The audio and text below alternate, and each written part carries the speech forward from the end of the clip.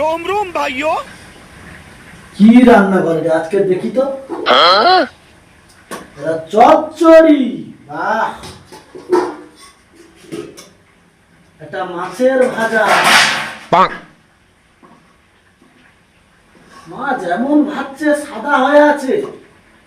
ওই কাই রে? এই, বাবা গো, মাছ কিরকম ভাজছু ভিতরে সাদা হয়ে আছে? কাই কাদা লাগিয়ে আছে মাছি? আরে কাদা না রে, কাদা না, সাদা হয়ে আছে।